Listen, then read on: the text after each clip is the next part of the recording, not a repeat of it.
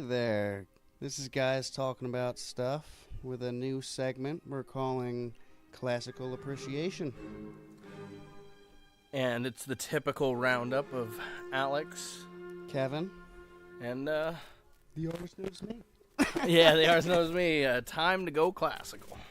Yeah, this month's artist is going to be Beethoven. Which, you can't go wrong. Good old Ludwig van. So, he was born in 1770. Lived a good old 56 years or something like that. Yeah, it's interesting because while he was around in the 1700s, a lot of his best stuff and his most appreciated stuff's all 1800s. So it's always kind of funny that it's like, okay, Mozart takes that 1700s, but Beethoven takes the 1800s. Yeah. He came up on the ass end of Mozart there. So he really took it a different direction. Mozart, it was like metal. And then Mozart went full on, I don't know, took a different style. I don't know. But definitely iconic as hell. This one right here, Beethoven's Fifth Symphony. Mm-hmm.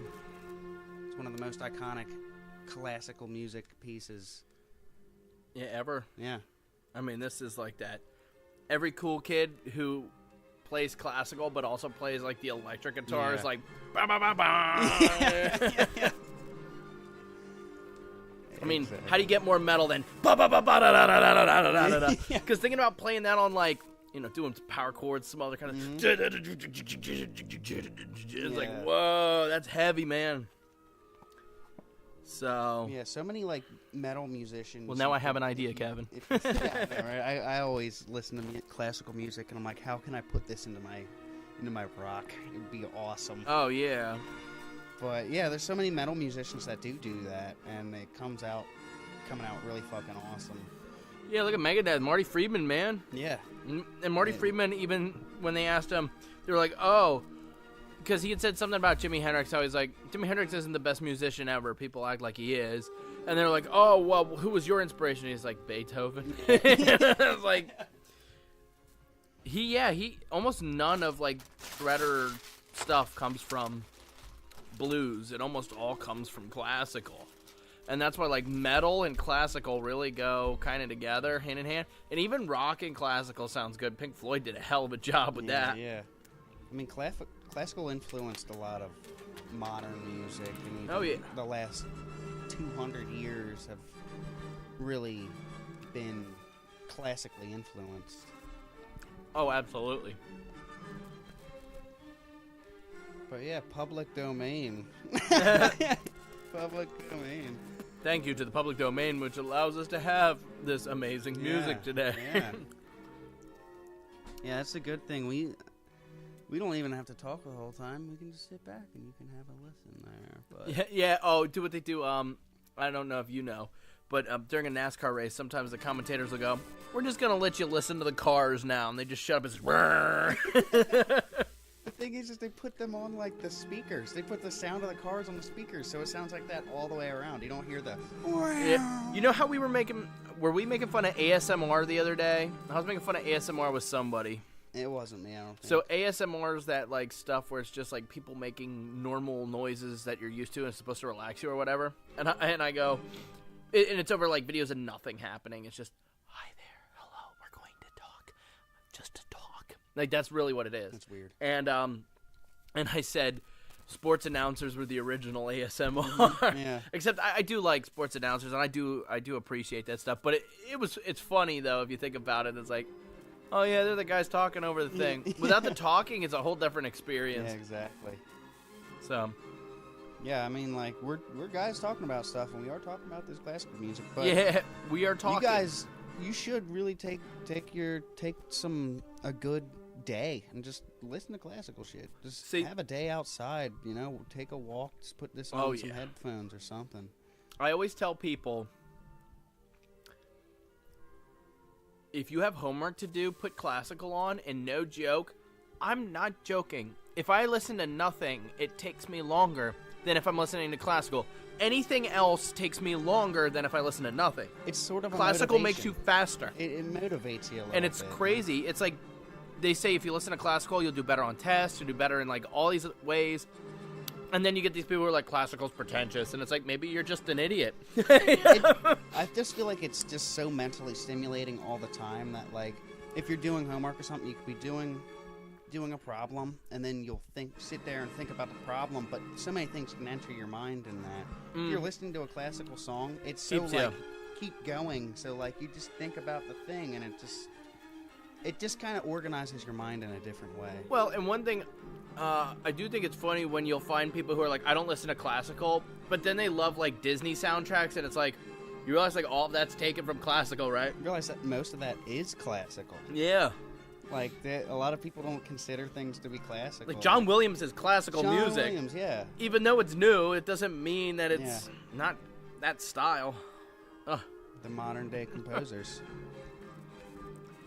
One heck... I mean, for the most part, we were born in the same century that Tchaikovsky lived in the 1900s. Yeah, that's true. So there's just some crazy things, like, we think of some things, oh, that was so long ago. It's like, not really. We're not even 100 years separated. Picasso. It was last 100 years. Oh, yeah. Yeah. So, like, yeah, it's kind of weird to think about that. Like, like Beethoven even, he wasn't that long ago. Yeah. Less than 200 years, you can get to Beethoven. Like, Time Machine, you can only go 200 years back. We could meet Beethoven. But we got to hurry up. It'd probably be good to wait, you know? It's just like the after product. Be cool to meet him, though. Yeah. Man, what you doing in here? Yeah. Turns out he was like the crazy cat lady from Simpsons. He's German, too, so...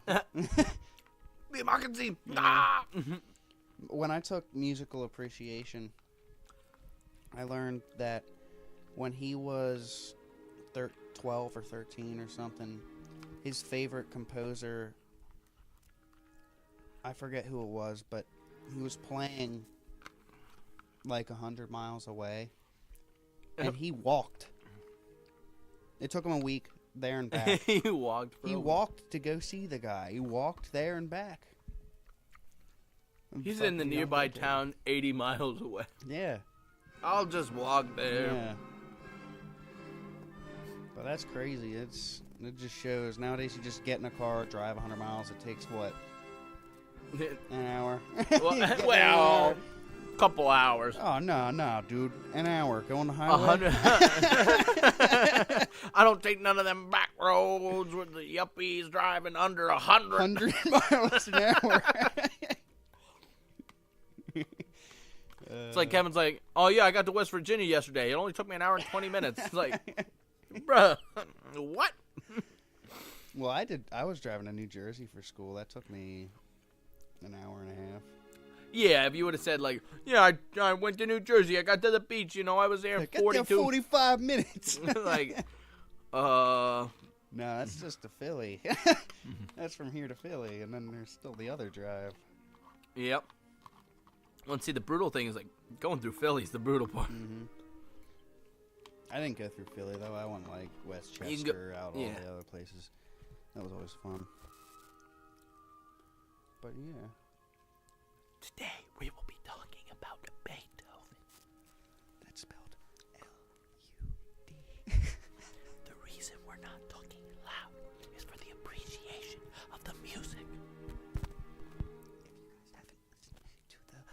The swooping and swanning of the different various instruments, then what the fuck are you doing? What are you doing? This has been ASMR with Kevin and Alex.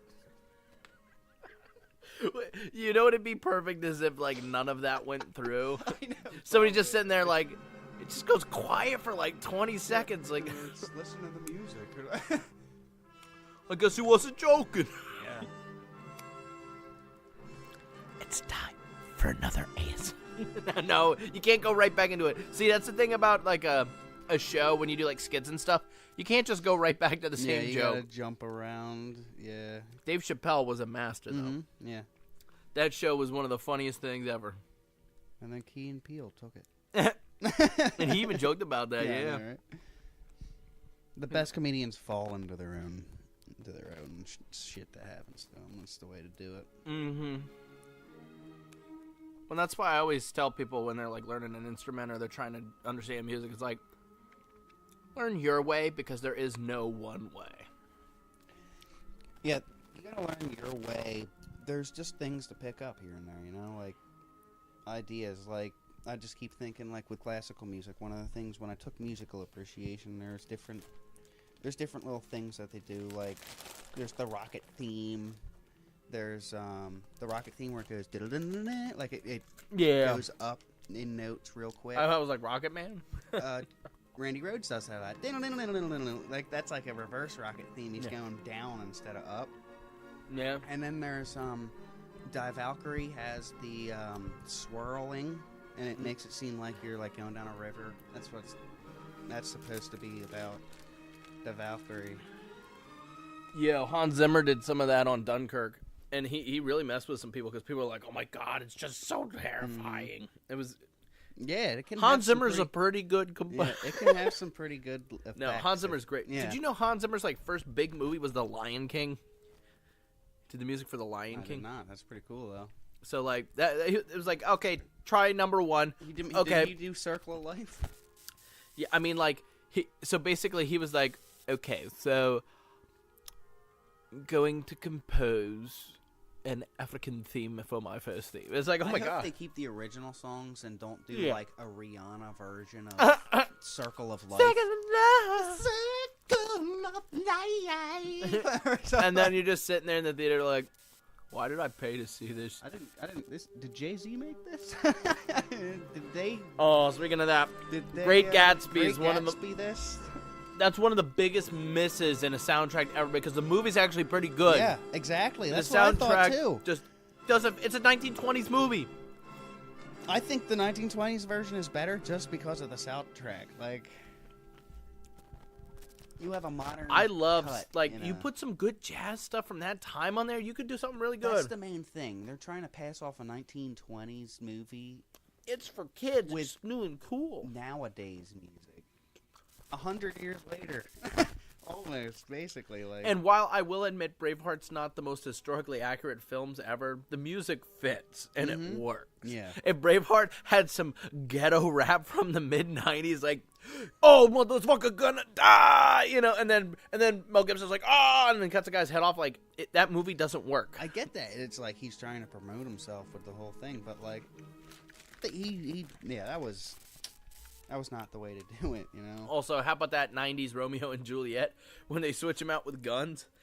The sword's out for guns, and there's, like, rapping and then, like, mid-90s music and everything, and it's got DiCaprio in it. I heard about that. Oh, yeah. It wasn't very good. That is really bad, actually. Yeah. That's one of those movies where you watch it and you're like, how did this get made? You know, think about it nowadays. You have this music available to you. It's like in the public domain, so you can get it for free. You just go get it, basically. I mean, most of the time you're still going to have to pay for it. People are profiting off of that shit. But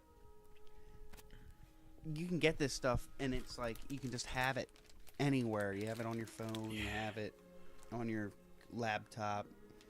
It's on the radio.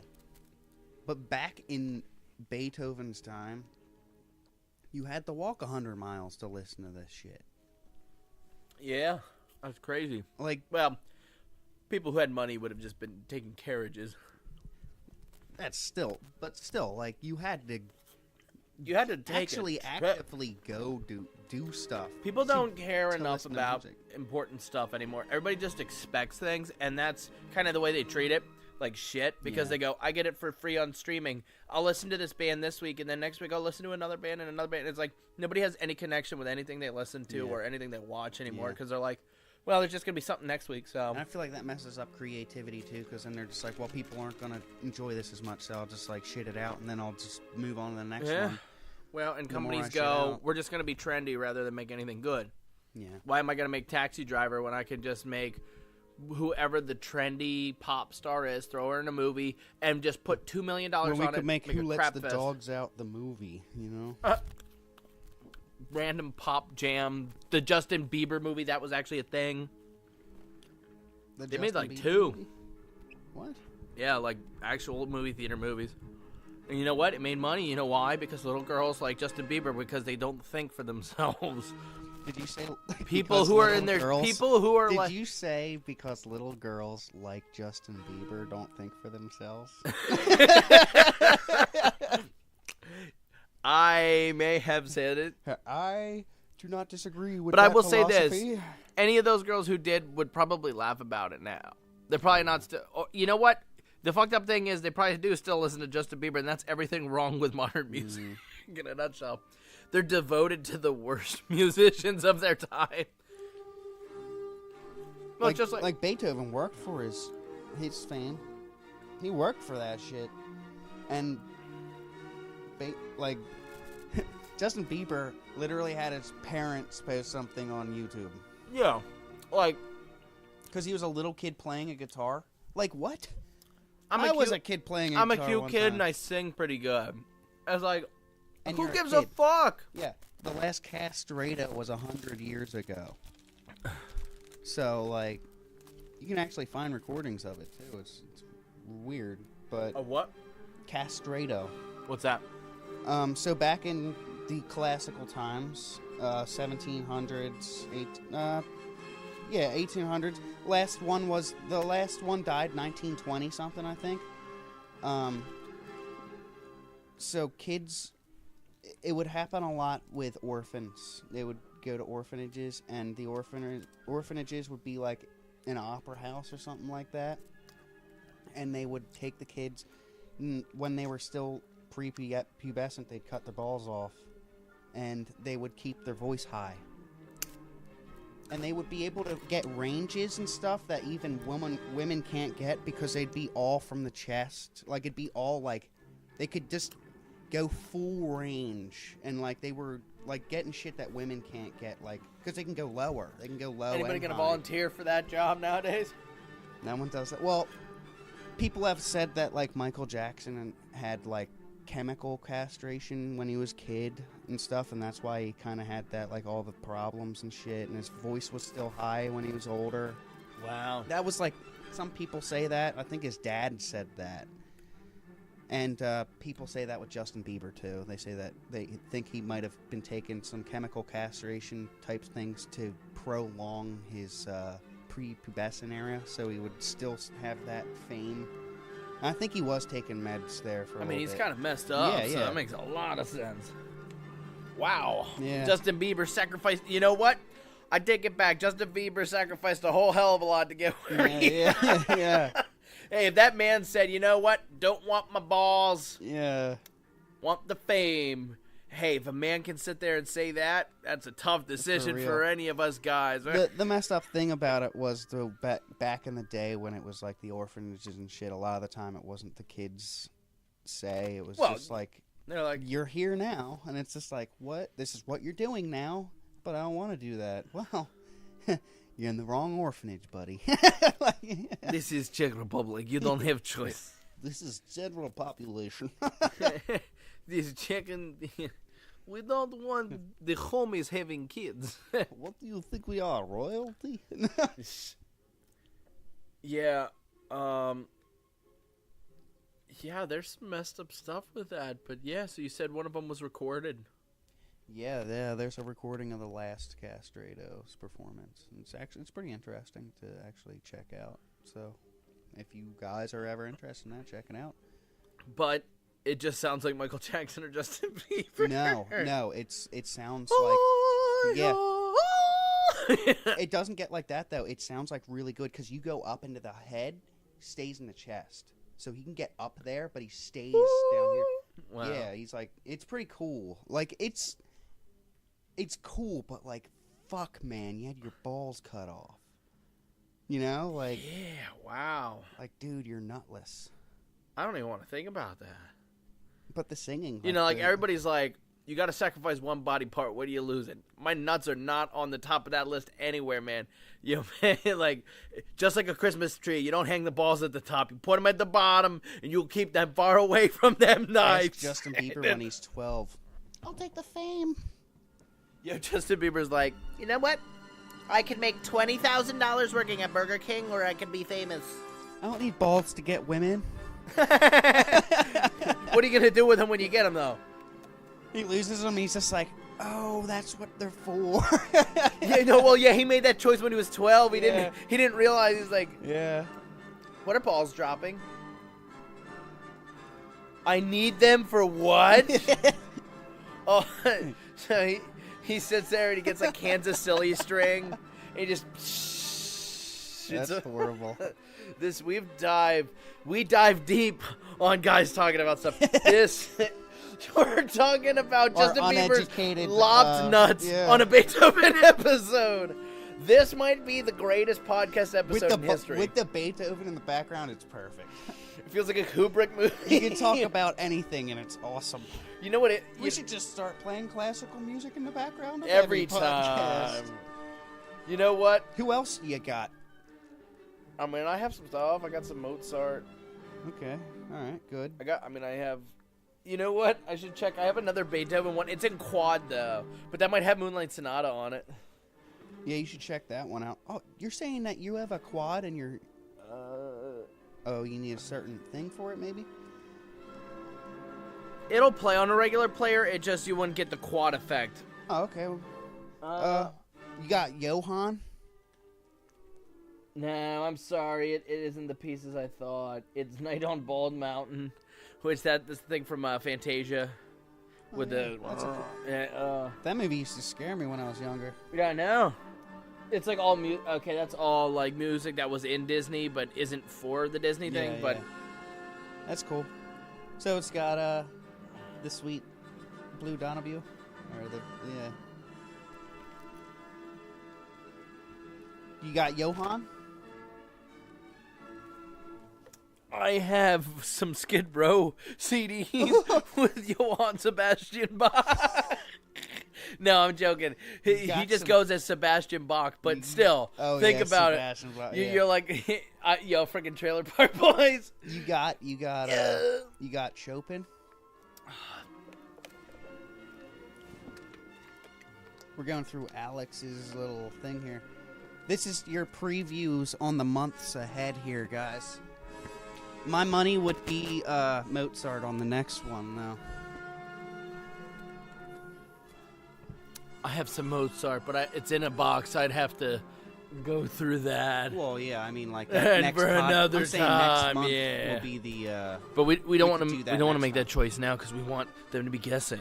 Oh yeah, I know. I'm just saying that would be my guess. So my guess might also be Mozart, but like we haven't chosen anything. Like I don't even know your selection. So like, how about that Tarantino episode from 3 weeks? That's why I'm asking your selection there, so we know. I got some Mozart, and you're gonna like it. Okay, what else you got? I'll have to look. All right, guys. Well, if you guys have any like composes that you think would be great to do, comment below and let us know, because it might be featured in a future episode. Did you want to move on to the 7th, or you think the 5th is still going good? I'll let this side finish. Okay. And then we'll switch. Okay. I wish we had video, because, like... No, this would be awful. Yeah, that would be terrible. Because, like, Kevin sunk into a couch. So is he. He's worse than I am. I have a whole side sunk in, but, like, the other side's free, so I could... But that's just because he's fat and slumping in. I can fight off a horde of ninjas. Jeez. Also, guys, let us know what your favorite... Since this is the Bach episode... No, what did you just say? The Bach episode. Well, this is because Beethoven. This is obviously the Beethoven episode. I realized what mistake I made. I'm like, what the fuck are you talking about? Well, since this is the Beethoven like, this is my episode, favorite Bach let, piece. let us know in the comments also what your favorite Beethoven thing is. It could be... Thing. Piece. Well, I say thing, piece, you're right. Yep. Because it could be the sonatas, it could be... Yeah, sonata. Concertos. He did a opera. I did an opera, and he did a violin concerto too. And he's got all them sonatas and shiznit, so you got a lot of choices. So, what's really interesting, I think, when looking at Beethoven, is that he's not one of those guys where you're just like, okay, he has a good symphony here, or, I think the big shame with a guy like Vivaldi is you say Vivaldi and everybody goes, oh, the Four Seasons, I love it. Nobody ever talks about anything else he ever did. Well, you note, like, saying Vivaldi. One, do you have any Vivaldi? I might have the Four Seasons on record. That could be one of them next. And it's good. That could be the next one. The shame of it all is that it's just... Well, anyway, since you bring that up, how many people know the Four Seasons? Because people know Four Seasons spring. But not everyone knows all four seasons. Everybody goes, na, na, na, na, na, na. Yeah, na, na, when, that's na, what you na, think na, of every time. But na, na, na, if you listen through, there's good... I can't even count how many times. There's over a dozen times where you're like, this is an iconic part in a song right here. Like, there are some amazing parts throughout the whole Four Seasons, all four parts. See, I thought you were gonna go with the band, the Four Seasons. You're like, Frankie Valli and the. Wind, fire, and rain. Fun fact though, the Four Seasons, the band, is the only act to have #1 hits before, during, and after the Beatles. That's interesting. The only what one. Genre was that? No, just #1 singles radio. The Four Seasons? Yeah, the band, the Four Seasons. Yeah, but what genre was the band, Four Seasons? Oh, they were like rock pop. Okay. Like they were kind of like, I don't want to say doo-wop, but like that parts, 50s. Like, yeah, they were a greasers group kind of thing. Yeah. So outsiders would have been jamming to Four Seasons. Was it more like a voice, like that type of stuff? Yeah, but it was rock. It was like rock and roll. It was getting there. Yeah, it was one of the influencers, probably. Yeah, and then like during the time of the Beatles, they would have been sounding more like the Beatles, and then after them, they probably would have been a little bit more Beach Boysy kind of thing. Yeah. So a little stuff about Ludwig van here. Ludwig van. He did 9 symphonies. 9 symphonies. This is the 5th. We'll be playing the 7th and the 9th. So you can get some of them. He did 5 piano concertos, a violin concerto, 32 piano sonatas. That's a lot. That is 16 string quartets, a mass, which is called the Missa Solemnis, and an opera, Fidelio. And a lot of people divide his career into 3 sections: the early, middle, and late periods. And a lot of people, like, I feel his best stuff came out in the later periods. Here is his 7th symphony. Is this part 1? This is the whole thing? Okay.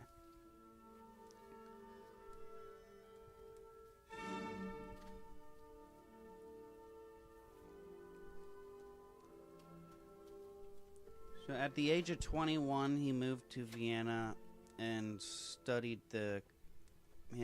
composition with Haydn. Joseph Haydn. Hayden Christensen. Yeah, Hayden Christensen from Star Wars. and then he came back to the future and made that movie. He not only was a part of Star Wars, Back to the Future, and Beethoven. He taught Beethoven, then he saved Star Wars, because Episode 3, I mean, Revenge of the Sith is the best Star Wars film. I mean, everybody knows that. 800 dislikes, and all of our subscribers are gone. How do you feel, Kevin? I'm feeling great over here. Kevin, we threw away... We have negative subscribers now, apparently. We lost 800 subscribers, and we didn't even have that much. So we probably have negative, like, 6 something around there. 680. No. We have so many subscribers, you can't even count them. It would take you 130 seconds to count all of our subscribers. You know, guys, you guys are great. I really do. You guys, I appreciate you guys. We legitimately have people actually listen to this, and that's actually really great. Yeah, and I'm actually being serious right now. I'm really appreciative of the people that have subscribed and are taking, like, they're sort of supporting us by listening. Oh, yeah. No, I would say that's support, yeah. And I don't see the comments, but Alex says that you comment while the thing is being put up, I'm guessing. Yeah, so. There's times where I premiere stuff and everybody will comment and everything, and then the comments just disappear, and it's like... Yeah, so I never get to see any of the comments, even though I'm the guy telling you guys to comment. But yeah, when I premiere stuff, no, it's funny. You guys are great when I premiere it, and then it's like the comment section just a barren wasteland. It's like... Well, that's good. I'm fine with that, because that just shows that people are listening to it when it comes out, which is great, because that shows that people are actually getting hyped about it a little bit. You know, they look forward to it and they get it when it's coming up. So. Take it while it's hot, you know. Yeah. So we appreciate that, and don't forget to tell your friends about us. You know? Yeah, you know, it's one of those things. It's never too early to think about, you know, having your friends check this out too. Yeah. You know, if they like some ridiculous shit where, you know, it's just two guys rambling about a topic for a little bit. Yeah, I mean, like, I was gonna wait to announce the next thing that we were gonna do, but coming up here, we're gonna do a little video game section, like, segment. So hopefully, if we get it set up, that's our goal. But, like, I mean, if you guys are into games, old classic games, PlayStation 2, Nintendos, all the different Nintendos, old PlayStation stuff. Yo, I got a great thing. We'll do Nintendo, and we'll be the angry angry Nintendo. Yeah, there we go. Hey, he used to be the angry Nintendo. Oh, yeah. But yeah, if you guys you like games too, you guys tune in with that. We'll have that'll be a video cast, and you guys will actually be able to see the gameplay, and we'll be talking over it, of course, and we'll have fun with that. So you guys can look forward to that in the coming future. In the future, yeah. In the future, we're gonna try. I would put it this way: we'll whenever we can. Yeah. We'll shoot for next month. This is just so good, though, this music, though. I know, it's a great backing. Getting back to Beethoven. I love the way the instruments work with each other. I mean, rock bands can't touch what this is. You know there's what so I mean? many different instruments that are all complementing each other. I mean, I just want to run up a set of stairs right now and, like, try to win the big game. Like, he's like guitar players write for guitar. This guy's writing for everything. Dozens of instruments. Yeah. And it really takes a lot of stuff to do. Which I would suggest taking a music appreciation class. I took music appreciation just for the classical section, actually. Oh, yeah. Because I wasn't really into classical as much as I wanted to, so I took the class, and then after that I was straight up in there. I always loved the one where it's like Kanye and he's going, I'll make my own beats. And then it's Beethoven sitting there with the entire composition for, like, every instrument of, like, one part of one symphony. Yeah. Like, one page. It's just, he wrote for, like, at certain points, I mean, there's probably, like, 60 instruments going on against each other. Think about how you have to make that work. It's a little more complex than and they're not all playing the same stuff. Like, they all have different levels. They have their own things. Like, It's really well thought out Oh yeah. and organized.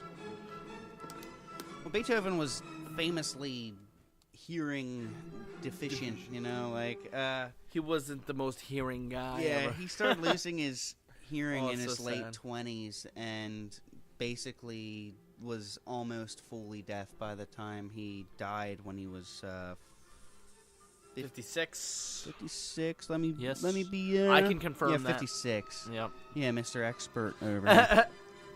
Oh shoot, I just realized I have a big Beethoven book I could have pulled out. We could have been looking through that. I hate you? No. Yo, I can go grab it right Yeah, now. that's okay. I'll just keep talking about this stuff here. So, in his early years, he came up with a total of around 40 pieces. So, like, that's 10 years. He came up with 40 different things. That's a good amount. That's basically the career of Led Zeppelin. Right there. 10 years about what? How many songs did they have? Yeah, that's a nice book here. He's got the bicentennial edition. That's a good one. Let's check this out here. Some nice artwork.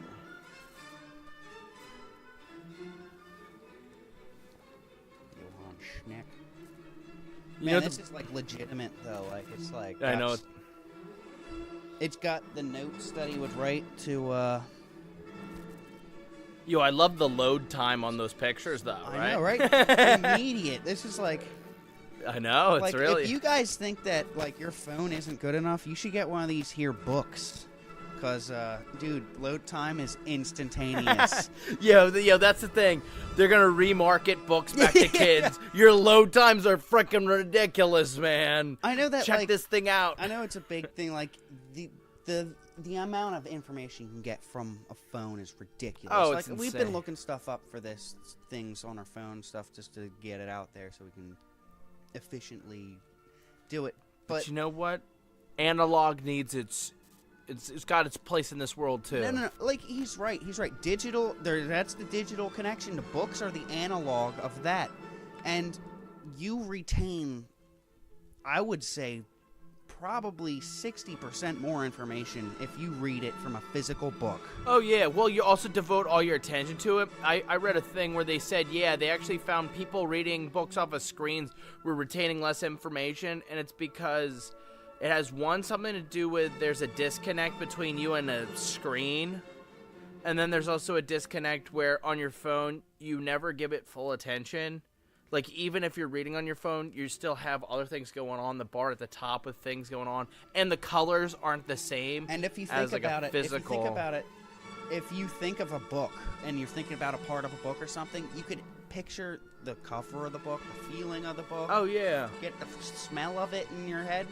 Your phone, you're looking up so many different things. There's so many stimulations towards it. So, like, I feel like the fact that you are learning so much out of one thing that you don't get as much because it's just like you can't just think about your phone. Like, I looked it up on my phone. Let me just think about my phone. And it's just like, yeah, the well of shit that you look at on there, you'll never figure out what you're trying to figure out. But one even if you guys couldn't tell, I have records going, so we're keeping the audio analog too, although we're recording digitally, so we're kind of losing the purpose. But me and Kevin are getting the true the quality of the analog. Yeah. I actually do. I think it does have a different sound quality to it, even if you do put an analog through a digital.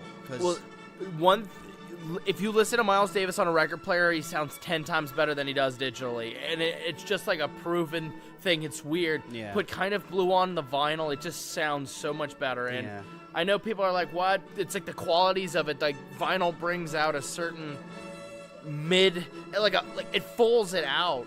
See, with vinyls, the frequencies are wider. There's a wider frequency, so it can actually hit a slightly higher range than everything else can. Well, and it also it's picking up stuff directly from the analog recording. So with older stuff, you can really notice the vinyl difference because it's analog recorded, analog put on. It's a fully analog. Nowadays, if you're taking a digital recording and putting it on an analog format, you're not gonna. You're really gonna lose a lot. You're gonna still be losing stuff. Chunk out if you do that. Like stuff that doesn't translate as well when you do it like. And that's why I do love when like modern people like record analog, like Jack White does it. I really respect all the analog stuff he does because there is a quality to it that gets lost and has been lost over time where like back in the day there's just something about, I mean, for example, the recording sound of Street Fighting Man by the Rolling Stones, the acoustic guitar, it's just the way they recorded it, the way the acoustic was done up. You'll never get anything to sound that good ever again, in my opinion, because it's like the perfect, it just sounds so good. Oh, here we go. This is played in a lot of war things. Right here. Yeah. And there's like a little like intermediary thing. Yeah. This plays in a lot, yeah. I love this. I love this thing. I actually played this game War Thunder, and if you go in the main, like, and you're like customizing your tank or something, this is one. Yeah. That's awesome. You know, it's just there's just so much where some stuff needs to get preserved. You know, like yeah. And I think there's stuff where people are like, oh, we just got to throw everything old out because all new stuff's good. It's like nowadays there's such like clean cut, like it's all like sharp edged. And like it's too back clean. in the past, right? There was a like with the what you're saying, the analog versus the digital. The digital, it's so clean. It cuts out like the there's like a an you have a smaller range. There's an aurora around the sound. Like if you think about it, there's a glow to it, and digital kind of cuts the glow out of it. Digital or analog really catches that glow. You know, it just has that extra little like. If you let a note ring out, it has that little like extra little edge at the end of the note that just holds out a little bit more. You know, there's just little extra to it there. Digital just kind of cuts that out, cuts that because it's trying to get rid of certain things. It cuts out fuzz or something like that, and that fuzz is really what gets it sometimes. You know? Yeah. It's my own opinion, though. I could be completely wrong. See, that's just my own opinion. I feel like so many like modern rock bands and metal bands are so, as some people would say, crisp, but I would say there's nothing wrong with being crispy. Oh yeah, it just feels too clean. Yeah. And by that I mean like it doesn't have any attitude. But if you're trying to be an attitude metal band and then your music sounds like pristine and like concocted in a lab Dream kind theater, of thing, like yeah, where it's like yeah. every single note is perfectly kind of heard. like you're It's like, doing it on a piano, but it's on a guitar. Like it's just like every note is like really fucking. It's like a robot did it. like you know? it's so anti Hendrix. Like you know, like like notes were supposed to be mean and hit you. Yeah, there's a little bit of like a character to sloppiness. Like I'm not saying that those people are sloppy that do that, but like it's just like what you're talking about is those people have gotten their fingers mechanically down so much that like when they hit different notes, it's just literally sounds like you're playing the piano different notes. Like they don't blend it has all. no flavor. They separate everything. Like it's just do do do do do do do do. Like that's how they play it instead of do do do do do do do do. It doesn't like it doesn't have that smoothness. Yeah, and it's and I'd even say it's like it's not even the classical kind of way where like in classical, there's just something about the ringing of notes and guys, if you have not watched people play classical, like I pop them on every once in a while just because I'm like, oh my fucking god, like it's crazy how difficult it is to play classical on guitar because you're letting the bass notes play crazy shit while you're also playing crazy shit up on the upper notes.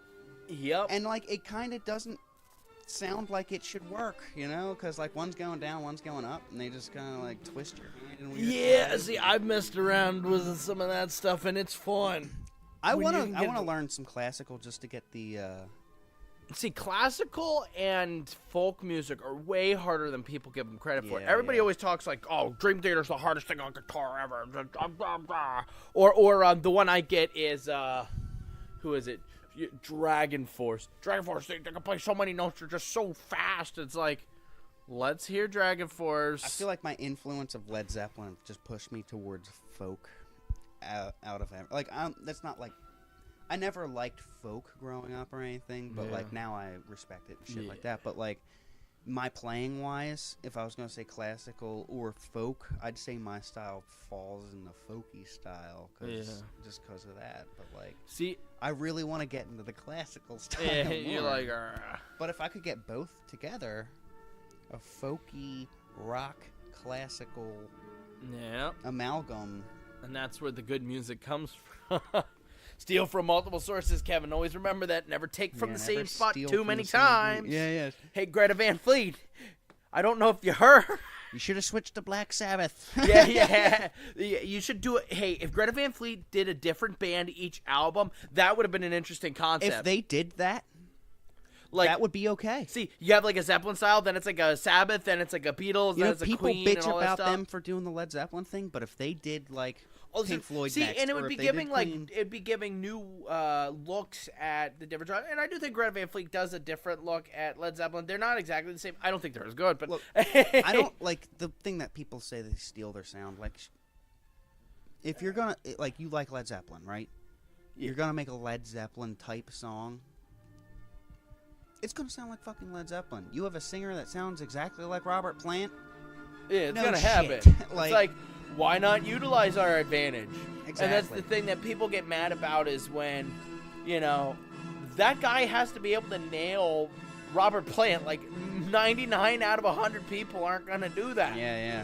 So, That would just be cool if they did a Led Zeppelin cover. well, and that's one of those things where you have to find your own sound, and sometimes your sound's pretty close to somebody else. Phil Collins and Peter Gabriel were in the same frickin' band. They were in Genesis together. And you know what? When they sang together, people thought they just took it from what they thought they just recorded in stereo. Yeah, the head cook at work, he was saying at work, there was a punk band.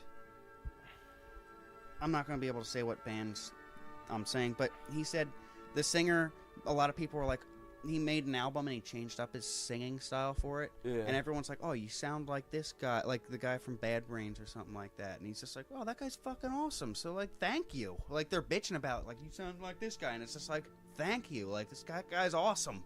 Yeah. Like, it's a compliment. You're bitching about it, but thank you. I would love to sound like that guy. Yeah, Like, well, like, just like, if someone said I sound like Jimmy Page on the guitar, Like, you're I'd like- be like, what? you're like, okay. I'd put the guitar down and be like, That's I am not worthy. Well, that's just like the thing. Oh, you're just ripping off Hendrix. Like, or you're ripping off Pink Floyd. I was able to compose something that's like Pink Exactly, Floyd. dude. Like that, there's a certain accomplishment in that. And if it's not if you're not actually Yeah, if taking it's not riffs, no for if no, you're not no. If taking you're taking riffs real, and stuff, like that's and it fucked. still sounds like it.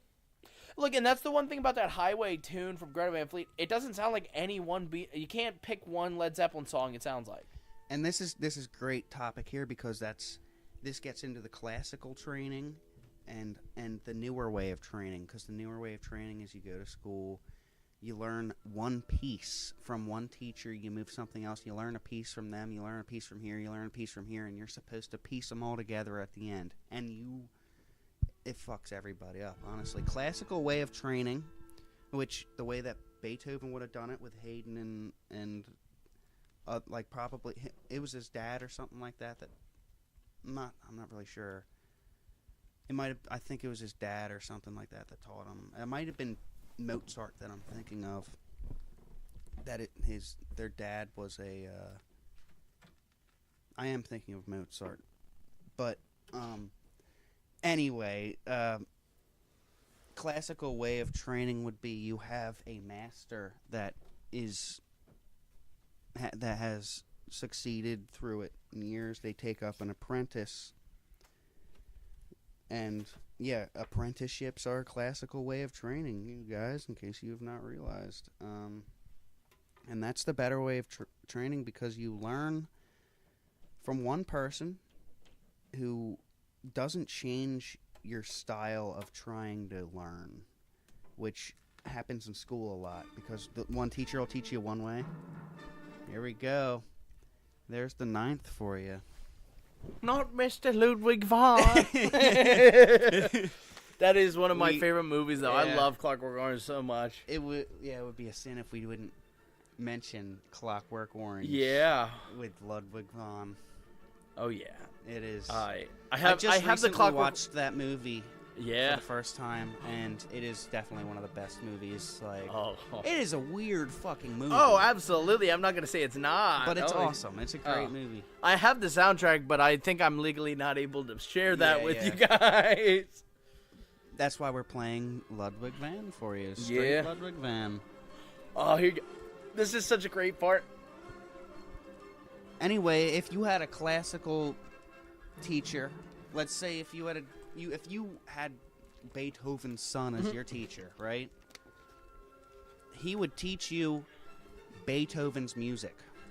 You would learn Beethoven's music, and then he would teach you to use none of Beethoven's music, but use shit that you learn from that. You know, that's how these classical people learned.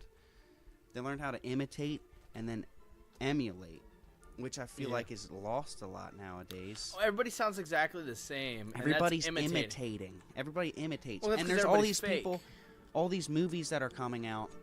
Remakes.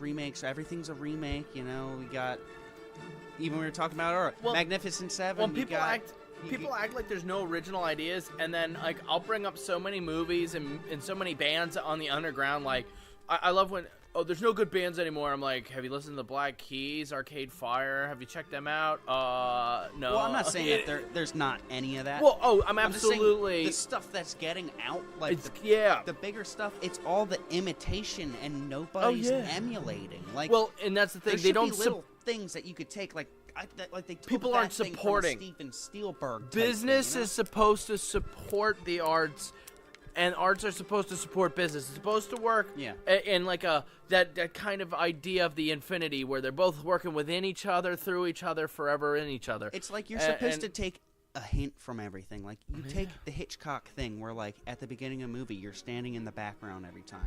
Take that. Don't make a Hitchcock movie. You know? Yeah. Like, make something new. Take little things. Look, Tarantino, man. Tarantino's the best. Oh, yeah. Because here's the thing. He's really good at that. I mean, he also did create his own universe, the Tarantino verse. I mean, I love Tarantino so much. So it's like I could just masturbate Tarantino for you right now. It's like, oh, he's just so good. Oh yeah, you know. But you know, honestly, he does the thing where, okay, I like this little element from Hard Boiled, which How Young Fat. Okay, so yes, Reservoir Dogs has a little piece of that movie in it. Yeah. But they're not the same fucking movie. And Reservoir Dogs is one of his best fucking Oh, movies. I loved it. I watched it the other day, yeah. and I am gonna do a review of it. But Stuck in the Middle with You. That is the best scene in the movie. movie. The dance, though, it's so like it's a kind of off-putting, but like you can't take your fucking eyes away. Michael Madsen is amazing. Oh yeah, that He's whole movie's great so in that. freaking good. I can't suggest that enough. I mean, like, there's one of our suggestions for today, guys. oh yeah, Reservoir highly Dogs. suggest that. And A Clockwork Orange, Clockwork Orange, absolutely. for sure, yeah. You got to get that Ninth Symphony Beethoven in, but yeah, you'll understand that then. I have to say, the thing that Beethoven does for me that nobody else does is like he can hit high points like this and it's just so happy. And then frickin' Moonlight Sonata comes on and just like... Yeah, he is emotionally really good. devastating. He's amazing at switching between the majors and minors. He's really good at that. And one piece in For Elisa, which I know we haven't talked about yet. We're that. going to play Yeah. that.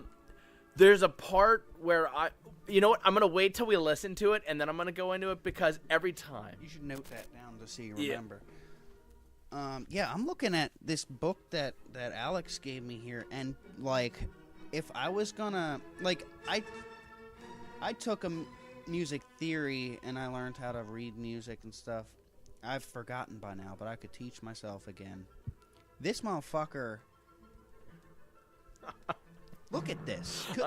Would you be able to, like, even if you taught yourself music, could you read that?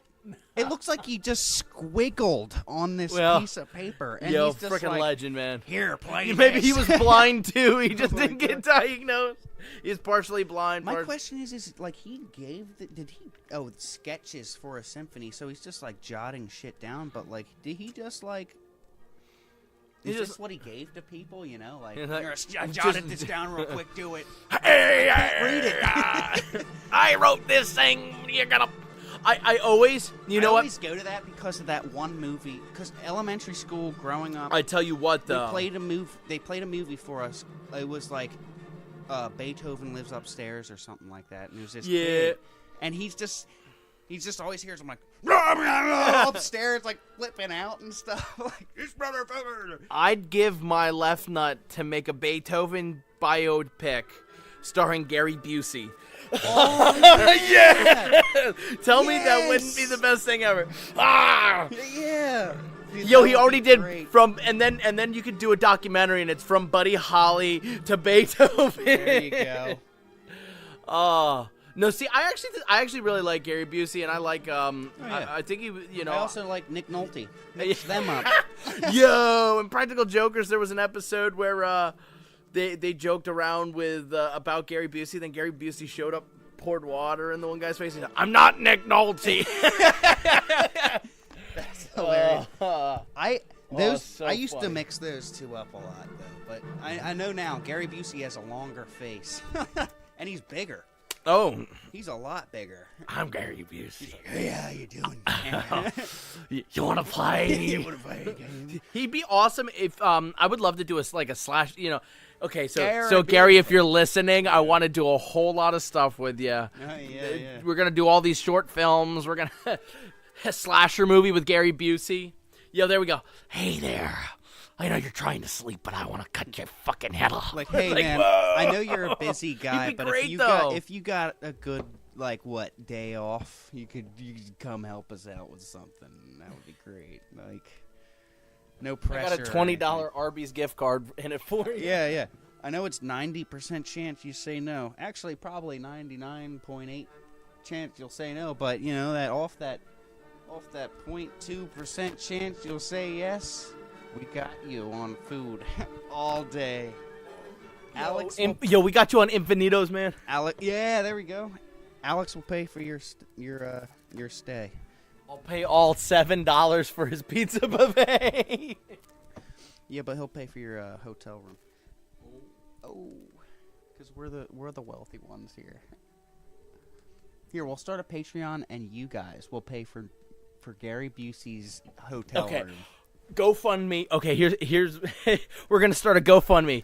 Help us get get Gary Busey on board for a slasher film. With No. About stuff. Yeah, you know what? No, we can't do the slasher movie first. We have to do.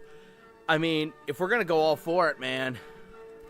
Beethoven's public domain. We could do the Beethoven Gary Busey biopic. So guys, if you got a spare couple grand lying around, Yeah, you guys just got money burning holes in your pockets. Well, Kevin, we need to make a few films before. We got to make a couple more movies than we've made if we want people to give us thousands of dollars to make a Gary Busey Beethoven biopic. Well, guys, why don't you just give us thousands of dollars to make this podcast, and then we'll just fund it into the movie thing, and then there you go, guys. You have unintentionally helped us. We in all many know ways. everybody has a couple grand just lying around, so how about you hand that shit over? Yeah, every person in the world definitely has at least $1,000 to waste. So so we not? take $7 billion times. And now we should have $7 trillion ready to make me this. saying that you have $1,000 to waste doesn't say that it's a waste of money to invest your money in us. Whoa, no. That would be one of the better things to do, of course. If we were on the stock market, we'd be on the up and up here. Yeah, I mean, I don't want to undersell us. So, if we were a stock, we'd be better than Apple. Okay, let's go. Here we go. Okay, how about this? We'd be better than Tesla right now. They're dropping. How about around. this? We'd be better than Enron. That's There we what. go, yeah. Yo, you can buy Enron stock for like 100,000th of a cent. If You could buy their entire company we were for on $1. If we were on the stock market, we'd be higher. We'd be bigger than Salt. You need your sodium? No, you need your guys talking about stuff. So guys, you like guys talking about stuff brand sodium chloride? Because the word salt's copyrighted, so we couldn't put salt on our container and say sodium chloride. Sodium chloride mixture. There we go. The guy's talking about stuff. Sodium chloride mixture. We could probably Doesn't that sound delicious? We could probably do a chemistry episode. I mean, I'm all about science and shit. I could probably find some science. Something. The Motley Science Crew. I mean, I'm a glass blower. I could obviously do a glass episode, but that would be excluding you. You'd be asking a lot of questions. I'll film it. It'll be a documentary. Yeah, there you go. We could do that. It's like Kevin's like, I got an idea, motherfucker. Yeah. So my plan, guys, is to do this podcast. I got an album going. I got my glass blowing going. I'm gonna get a Twitch going. And then I'm literally going to be doing stuff 24/7 to, And that'll be with me, too. I'm going to do that, too. But Kevin's like, I would be converting my life from doing nothing to being a working man. That's why they call me the working man. I'm also a cook. So he's the cook. That, so... Yeah, I do run the kitchen when the head cook's not there, so... Whoa. I have slight responsibility. I have mild responsibilities. This is such a great... See, we do really appreciate you guys listening to us. And, if you guys can support us at all, and at any time in the future when we get anything set up, if we ever do, apparently... No, that would be great because, that would help us to keep doing this, and then we could keep getting content out to you guys. And... Don't say that word. Don't ever say that word. Don't call it content. No. I am a content creator on YouTube. We can get our labor of love out. I play Naruto games for your entertainment. Jujutsu. Yeah, I mean, I don't see this as like a product at all. No, oh my gosh, no. It's just like, even though I've just started doing this and stuff, I literally see it as like we got the guys talking about stuff and we're talking to you guys. Like it came to me so second nature to just like I'm speaking to a fucking these things look like dicks, man. I'm speaking to a mechanical dick.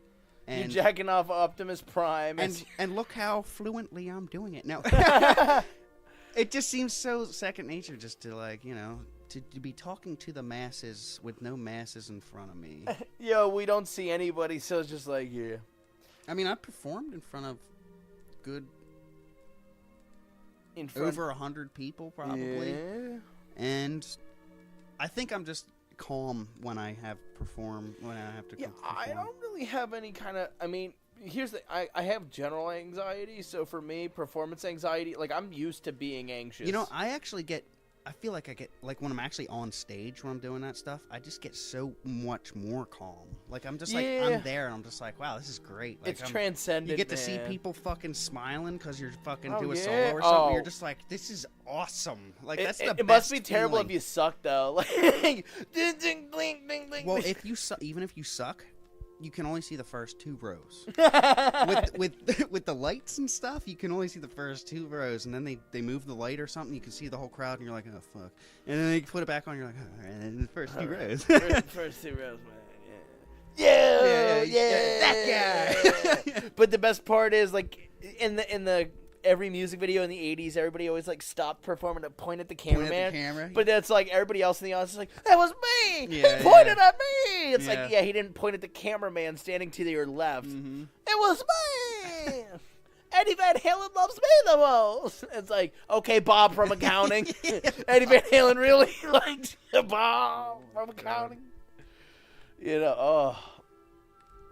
I mean, what good thing has come out of Germany since Beethoven? I'm just joking. You make me feel sad. Einstein was, great topic here, even with the classical music. astronomy history was made, guys, in case you haven't realized. Oh? The first image of a black hole was revealed on saw last that. Wednesday, which actually is the first, like, proof that black holes exist. Because before this image, black holes were literally a theory.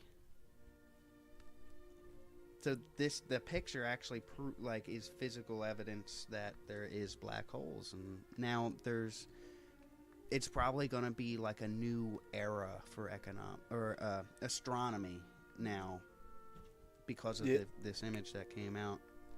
And Beethoven probably played in one of those people's... Well, speaking of Germans, I was just saying nothing came out of Germany since Beethoven. Einstein was German. I think it might have been Austrian German, but he had to get out of Germany because of the whole World War II thing.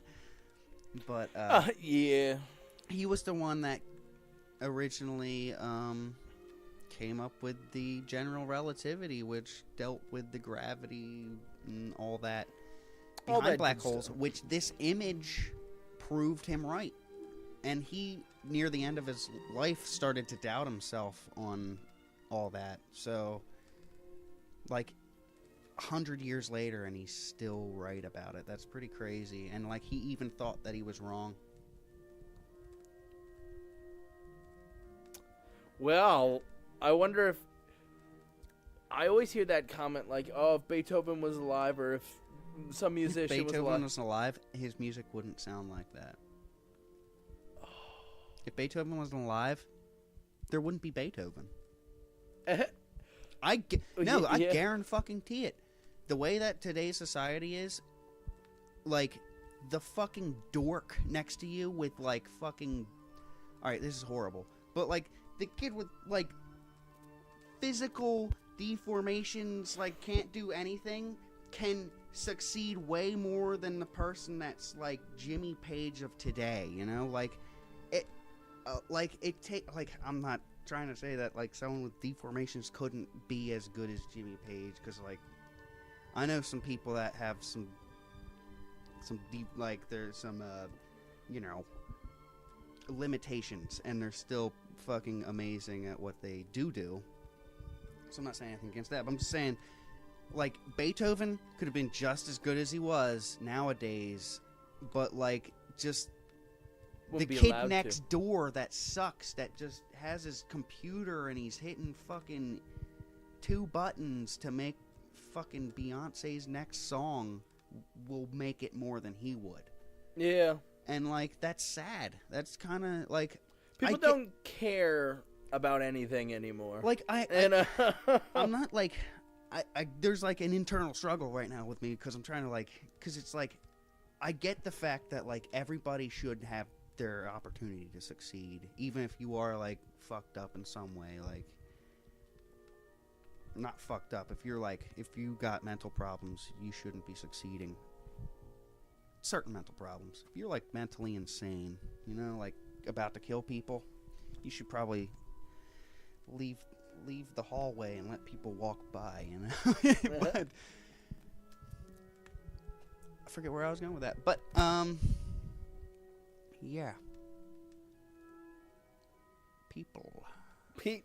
Yeah, but I mean... People these days, and they're hippity-hop. I feel like the people that really are good, the Einsteins, the Beethovens, the Mozarts, getting shoved down in the fucking ground and getting put over by all these pop artists that play 3 notes. The hot new thing.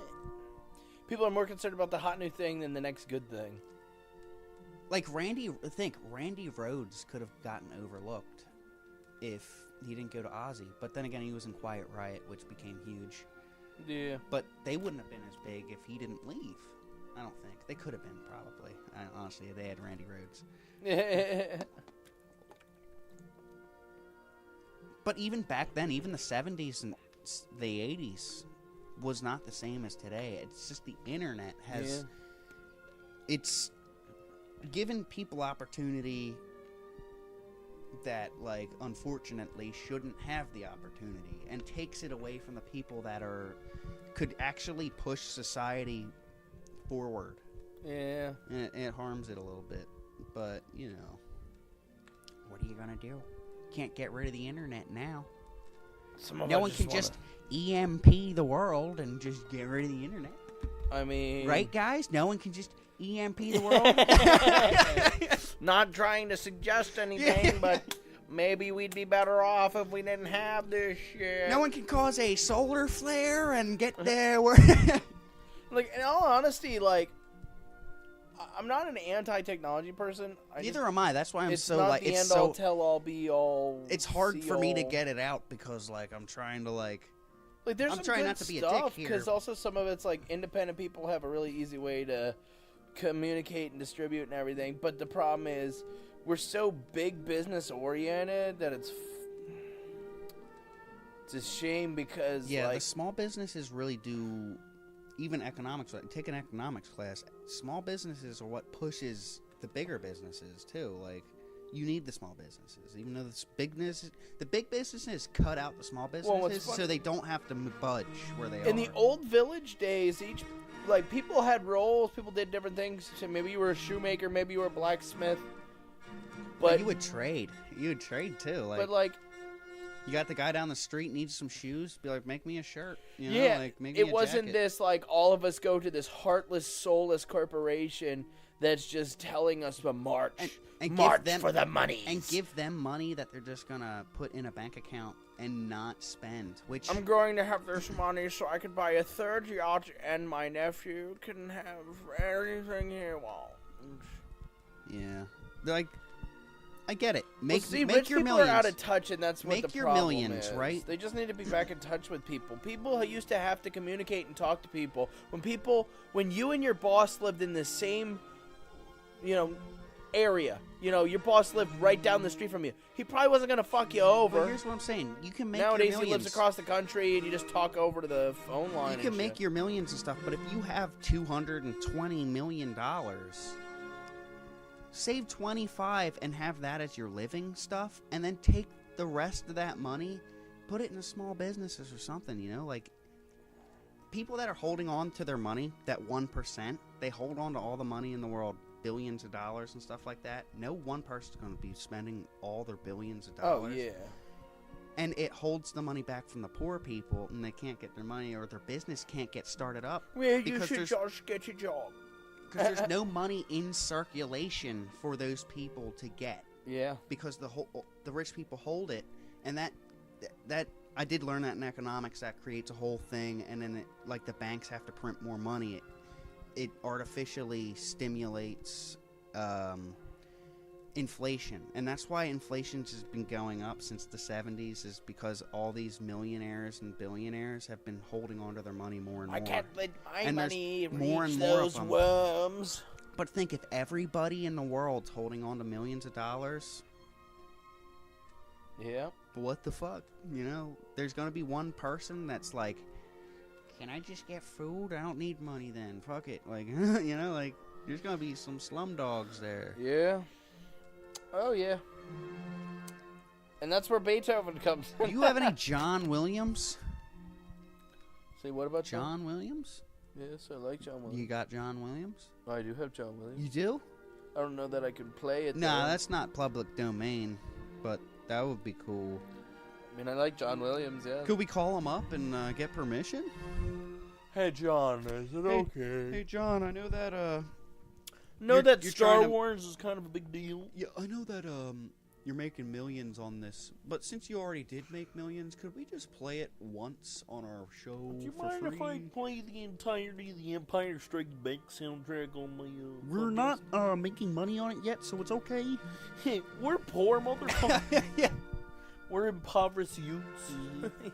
Yeah, we're not youths anymore. We're old. I mean, if you think about it, it would be promotion.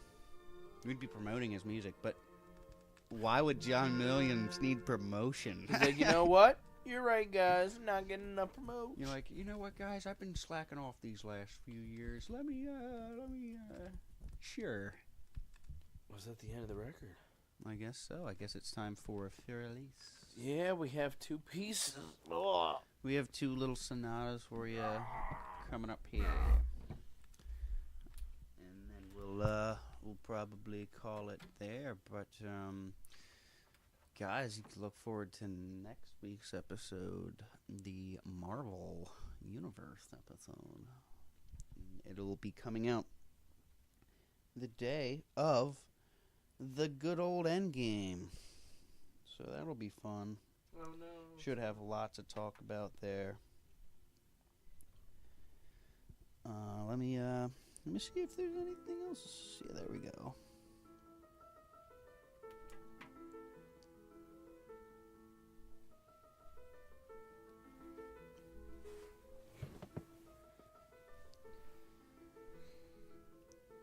Now, do you know if this is one of his older or like his later in life? Pretty sure it's later, yeah.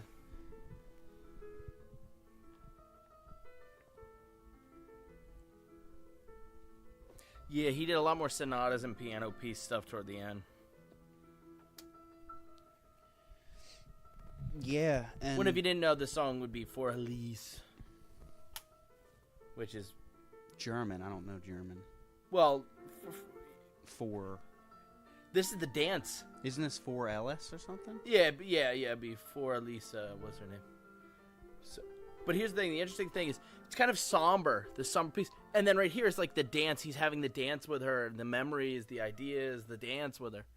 And now we're back to the memory.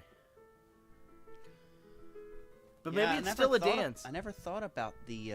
But sometimes I think it's almost... It's just like a slowdown. And then It might be a dance. It might be a dance where they're kind of going back and forth. It's kind of a simpler dance, and then it speeds up, and this emotiveness, and it hits this whole different point.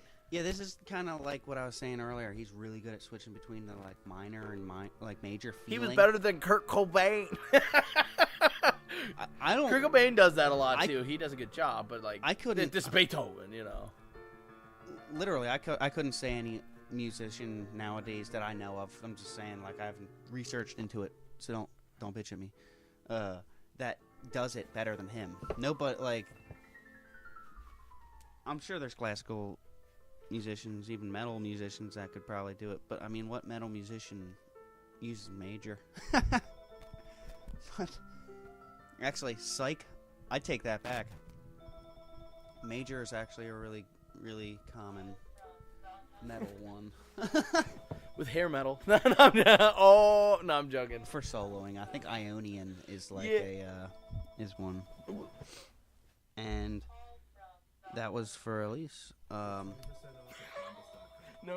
This next one is Moonlight Sonata, which is his final piece that he wrote before succumbing to whatever he died from. Yeah, there was like liver problems, which is probably from alcohol. Yeah, that's the most probable thing that he died from was heavy alcohol consumption, which sucks because that's one of the best musicians ever. Like, the only one that I can compare to him is Mozart. Yeah. Mozart's on a whole nother level. Like, mentally, he's fucking like, I don't even know, he's on meth. Like, just look at his shit. It's just like, that motherfucker, symphony-wise, was ridiculous. Yeah. Not taken away from him, but Beethoven perfected what he did, for sure. Mozart was just like autistic or something, you know, like he had some autism, and then that went into music because, you know, motherfucker was insane. Fuck that Stradivarius. Speaking of last tones, that's one of my favorite ones. This is my favorite Beethoven, and this is his last one, and Requiem is my favorite Mozart. Oh yeah. So their last pieces are my favorites of theirs. Pretty great stuff from them guys. My question is, did Beethoven know that this was going to be his last song? Or did he just write this and then get really drunk that night? You're like, is this a metaphysical journey, or did he just get fucking wrecked one night? Did he, like, I don't know about this, really. Did he ever hear this? I mean, like, he wrote it, of course. He played the piano and shit. Well, he didn't hear it, of course, because he's deaf. Oh my god. Did he ever see it? Did he ever hear Did he ever Moonlight? see it performed, though? Would be a good question. Or was this just, like, the piece of paper that was on his desk when he died? Like, you know, his last... He's like, I wonder how it sounds. I mean, yeah. I know how it feels. Don't know how it sounds. But if this is his last piece and he was literally deaf when he wrote this... I mean, that's pretty I incredible. challenge you to put some earmuffs on and write a fucking Yeah. better song. Yo, Jimi Hendrix, yo, he never made himself deaf and wrote anything.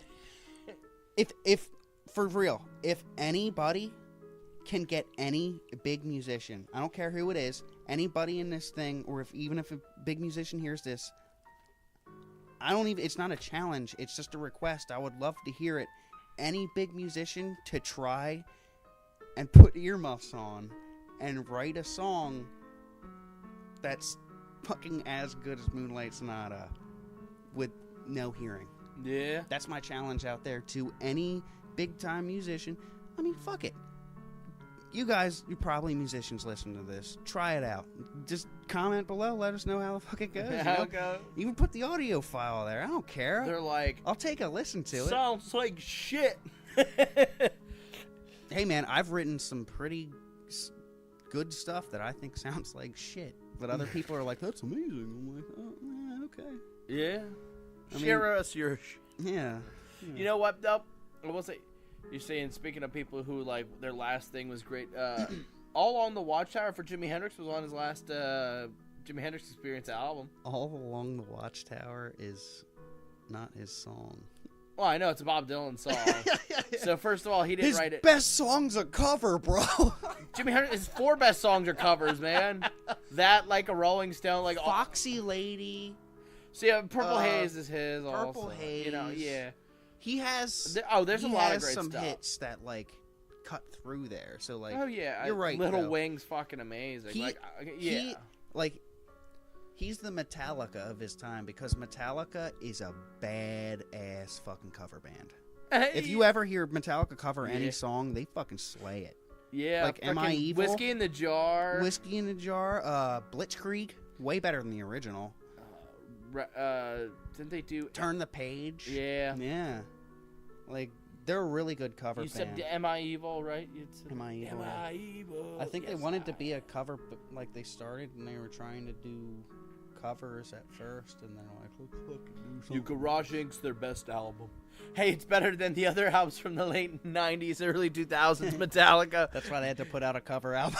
They were like, shit, nobody liked Load and Reload, time for Garage Inc. And then they were like, you know what, people like that?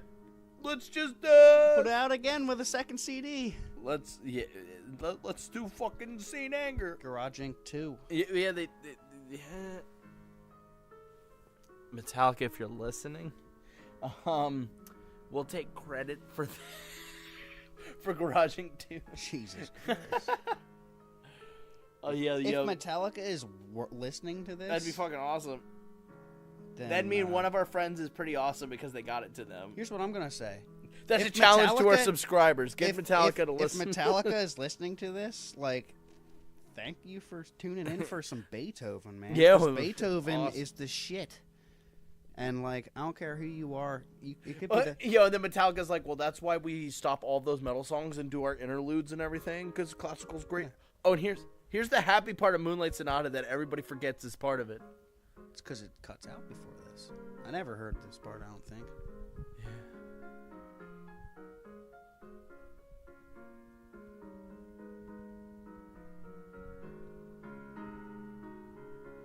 The second page that everyone's just like, put it over here. They're like, first page, A plus stuff. Page 2, B plus stuff. He was working on it. That's what he was working on. He didn't finish it. He had a fucking stroke, man. Give the guy some fucking credit. No, this is still good, though. I mean, Yeah. no, it's just... Yeah, it's... It's another example of how he can switch up the feeling from a minor to a major and flips. And he pulls it off flawlessly. He just kind of does like a little putter out with the one and then just starts with the other. And it always sounds good. Those classical musicians were really good at that. Like the putter outs, you know? Yeah. And then just go back right into major somehow and they make it fit. They're like, okay, we're going to take 18 different ideas, put them all together, and it makes sense. Or they'll be like, we'll take one idea and make it 18 different ways. Thank you, Pink Floyd. Yo, frickin', I mean, that's why I will say, like, Shine On You Crazy Diamond's basically a classical piece, because it's, like, all connected, all there. It works, man. Echoes.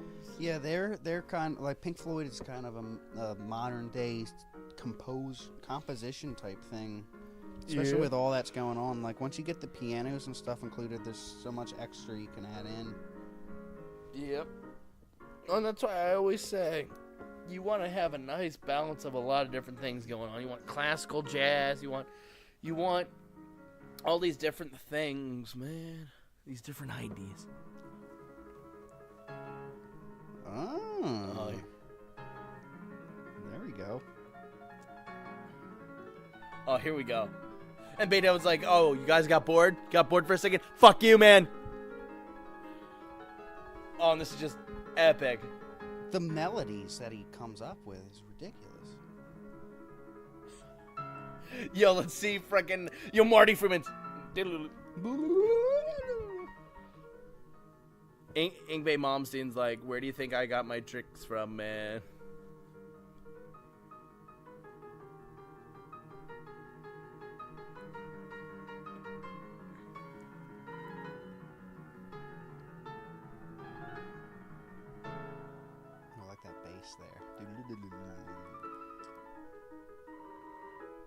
Jesus. Beethoven would have been in fucking Dream Theater like...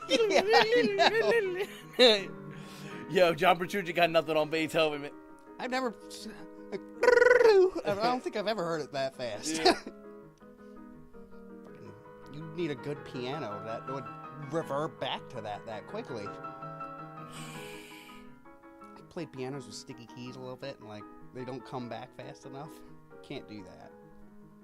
Some legendary shit. Yeah. Classical musicians were the rock stars of their time. Like, they were viewed the same way that rock stars were viewed in the 1970s and 60s. They were, like, really big, and when they came out with something new, it was a big event. But the widespreadedness of it was... Yeah. So much more. Like, it was more of an event because you had to go out and see it or else you missed it.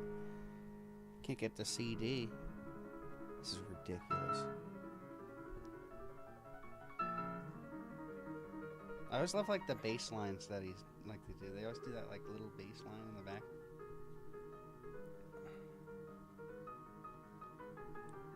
You freaking Dragon Force got nothing on these guys.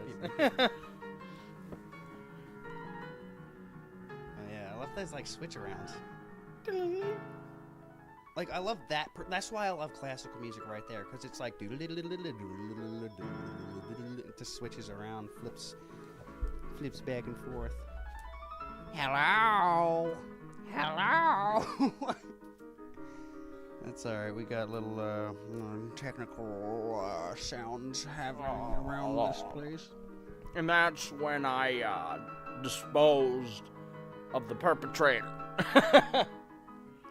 So, well, I can't wait to hear what you guys are coming up with in the comments this week for this, I want some Ludwig van. Yeah, I want to hear what you guys think about Ludwig van. Any history that I missed or anything? Oh, I obviously missed a lot of history. Please correct us in the comment section. Yeah, if we were wrong, if we missed anything that you need to correct, just let us know. If Beethoven really did learn from Hayden Christensen, I want some memes made. And if this episode has actually opened you up to Beethoven, then I am fucking very happy. Then we did our job. I am very happy to be that guy to open you up into Beethoven, because he is one of the best musicians that has ever lived, in my own opinion, and if they're teaching it in schools, it must be other people's opinions too. Yep. Yeah. But I mean, this right here, I haven't heard the second half of this song, and it's fucking amazingly crazy. You're like, I know exactly where this song's going. It just repeats. Oh my god! Well, that's the thing about classical music. It's like, we were gonna stick with that one idea. It almost never repeats. This, like...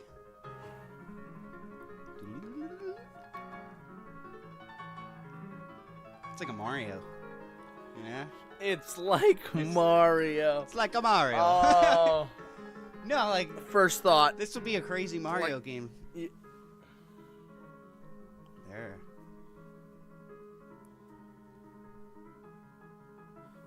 Takes stamina to do this. Takes stamina. The amount of, like, melodies in this one song. You know how long it takes for me to come up with one melody for one song? Jimmy Page is like, you know what? I really like that F-sharp note for immigrant songs. But you know what? Sometimes you only need that octave, John, rolling back and forth, man. Sometimes. As long as you're hitting it right. Yeah. It can sound like a totally different thing. It's cool. It's the magic of music. Sometimes simplicity's fine, you know? A lot of the time. Most people overthink things. Some people underthink things. Pop music is underthinking. Yeah. Dream theater's overthinking.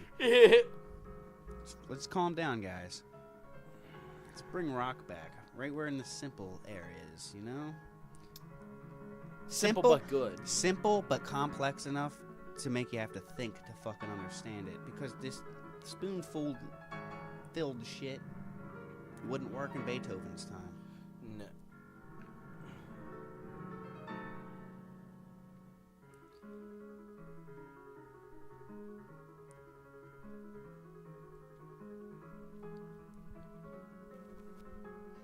I hope this was a treat for you guys. A little switch up from our normal little John. We'll come up. Everybody's like, we like this so much better. It's like, oh, thank you. Because then it's like, well, we're going to run out of classical musicians eventually. Well, we can pop back to them. That's what I like about it, because they have so much. They all have so much work to go to, and there's the history of them. Go through and get more. But Beethoven will be back. Yeah, we'll definitely be getting back to Ludwig van here. Yep. Oh, it's still going. Yeah, dude, this is great.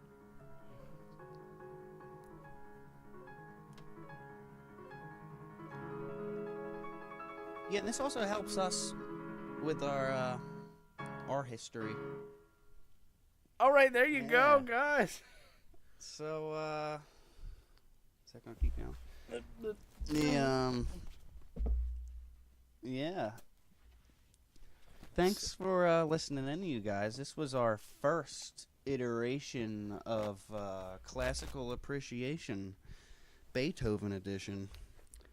You can like, subscribe, and comment, and hopefully we'll bring everything you like and want in the next episodes. Yeah, come back to us next week for the Marvel episode. Marvel! Hopefully, the episode after that, we can try and get that video game thing started up. We'll figure it out. Hopefully, we might Here's to hoping. We might have another episode between then and then, but you can look forward to another episode of Classical Appreciation next month. Drop a like, drop a subscribe, and don't forget to let people know. See you next week. This is Guys Talking About Stuff. See you guys.